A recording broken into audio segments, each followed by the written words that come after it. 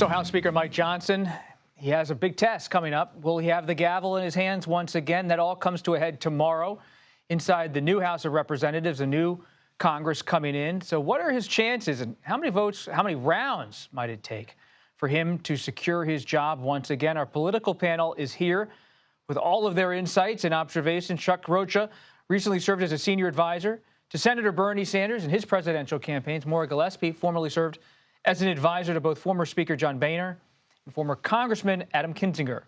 Great to have you both here. Maura, we'll begin with you. Speaker Johnson's a Republican. You've worked in Republican House politics over the years. What's your assessment of how this is going to play out?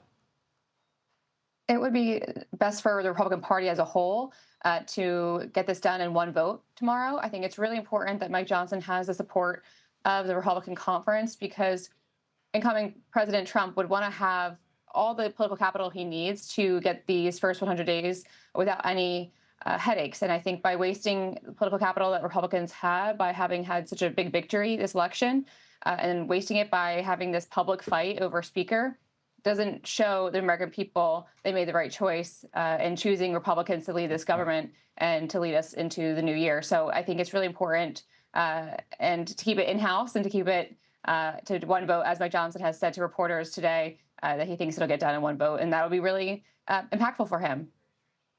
Maura, hang with us. Chuck, here at the table with me. Hakeem Jeffries, the Democratic leader.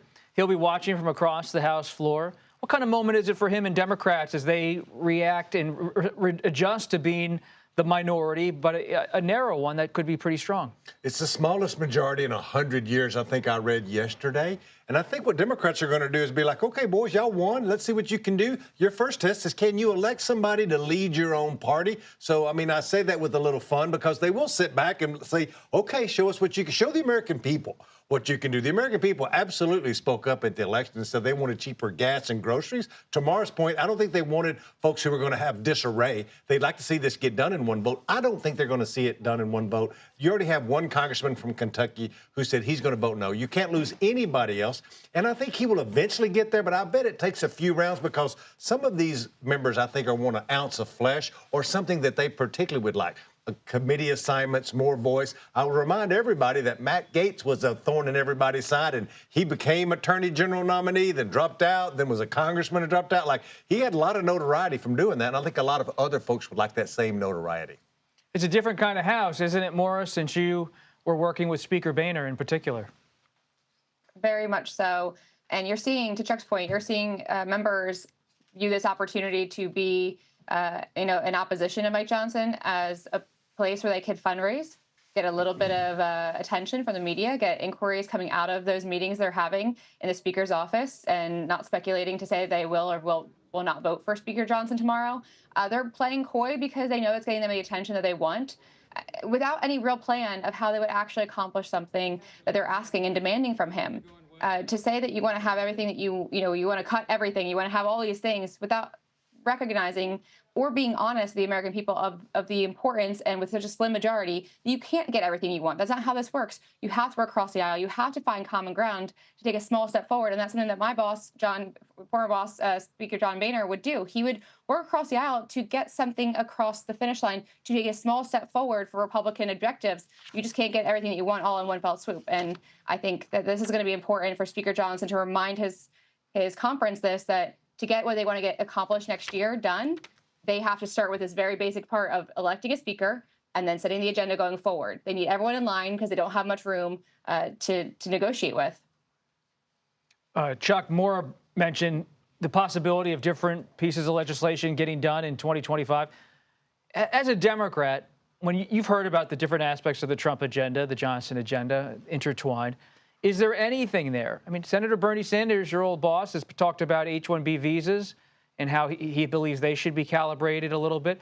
What are you hearing as someone who works on immigration issues, knows Senator Bernie Sanders, knows the House Republican agenda? Is there any area of compromise on border or immigration legislation? I think there is a chance for that, and I would mention it in this way, and I don't know if it's around the border or around immigration, but there are 14 Democrats that are in congressional seats that Donald Trump won. I would start right there. They're looking for a place to compromise. They're looking for a place for common sense. You saw Bernie Sanders a couple weeks ago talk about how he agreed with Kennedy, who's coming in and HHS, saying, look, if you want to get big pharma and big ag out of the ag bill, I'm all in with you. Let's get refined sugar and processed foods out of the mouth of our children. I think there are places there. The border's one of them. I think food, pharma, I think is other parts of this. It's really the point of this whole thing is the majority is so close. Watch those Democrats that are in Donald Trump's seats who are up for re-election, and now less than 2 years of looking for folks like that who could come to a middle ground on separate Quickly, issues. Chuck,